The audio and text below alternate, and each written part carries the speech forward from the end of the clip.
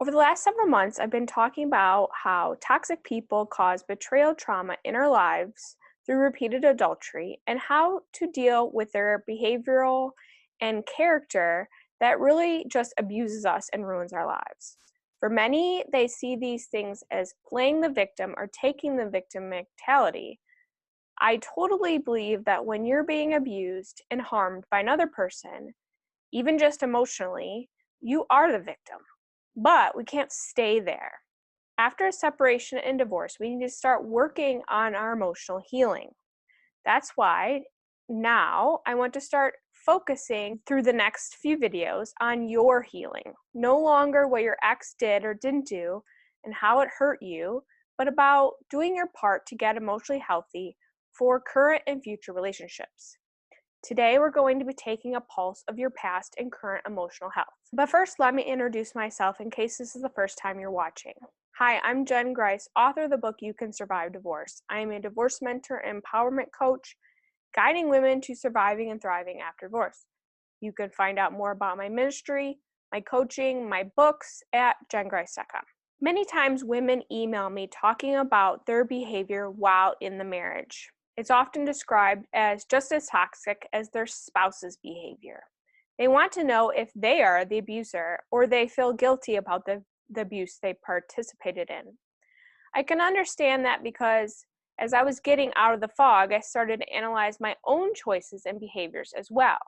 This is a really smart and emotionally healthy thing to do, working on yourself. Although I haven't personally cheated on anyone, this is what I hear often that some women have done to return evil to their cheating husbands. I can understand why they do that too. I can relate to how we wanted the serial cheater to understand how much pain that they have caused by their cheating.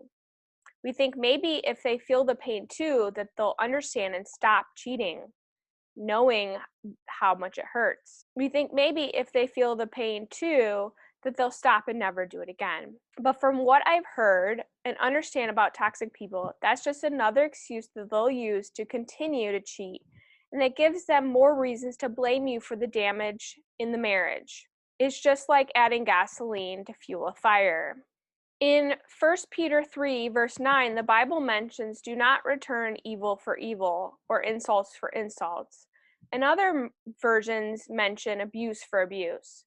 But instead, we're called to give a blessing, be kind-hearted and humble in spirit. But that is really difficult. 5, 15, and 25 years into putting up with abuse. Our tolerance gets worn down and we tend to become what we hate most in this world. Furthermore, in Corinthians 15:33, it explains what might be going on. If you don't know, the verse says, "Do not be deceived. Bad company corrupts good morals." So what does that mean? It means when you're exposed to toxic relationships for an extended period of time, years, decades, or your entire life, be sure to watch my video about divorcing your family if that's what you've experienced as well. But we do start to act like the people we're around all the time.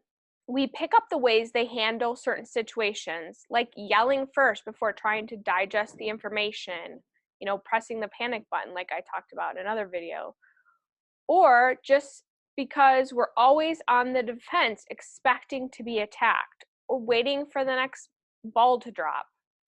We're angry most of the times about the injustice we experience and the abuse we can't stop, and the things we put up with for so very long that we forget to whom we're angry or why we're angry in the first place. And many take that anger out on others before they've done the job of taking the pulse of their emotional health and healing.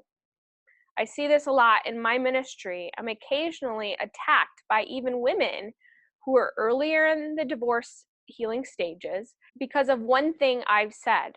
Maybe that is something similar to what they've heard from their ex-husband say, and they're triggered.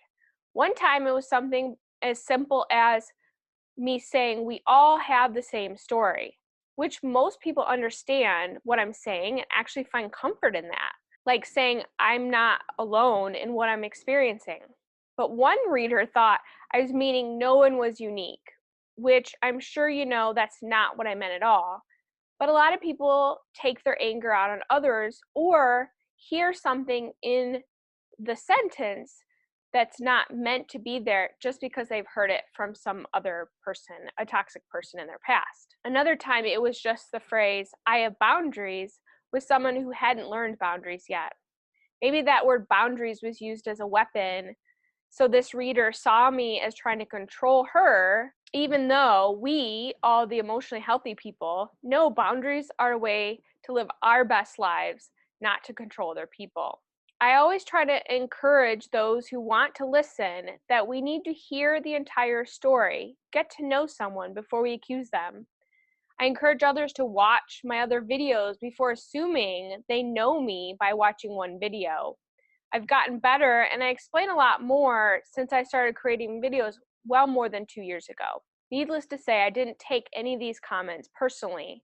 I realized their anger is not directed at me, a person they don't even know, but as someone from their past and or their unhealed wounds. Now, I always evaluate my words, which thankfully are mostly in writing or on these videos, and I apologize if needed. But I won't take the blame for someone else's assumptions or reactions, something they could have learned from their own toxic environment. Anyway, the point of all of that is to say we need to take the pulse of our current emotional health, the relationships we have, both online and offline, and decide how to move forward in our healing. We need to look at how we could have been poisoned, as stated in the Message Bible version of 1 Corinthians 15:33. In other words, we were deceived to believe this is how we treat other people, and we really need to decide ourselves how we're going to act as human beings and how we're going to treat others. It's also interesting to note that in verse 33 or 34 of 1 Corinthians 15 states that come back to your senses. This is what we need to do when we feel that we have the poison of someone else's corruption of our good morals and character, and it causes us to believe that that's what's normal. So how can we detox the poison and come back to our senses? I have a few tips I want to share. First, remember who you were angry at and don't take your anger out on others.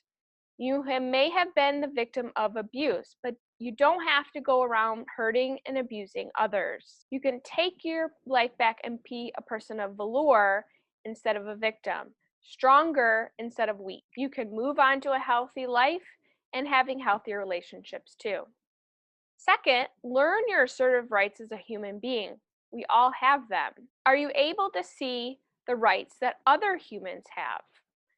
If you are, then give yourself those same human rights. You're human too, you know? Lastly, and number 3, find healthy relationships.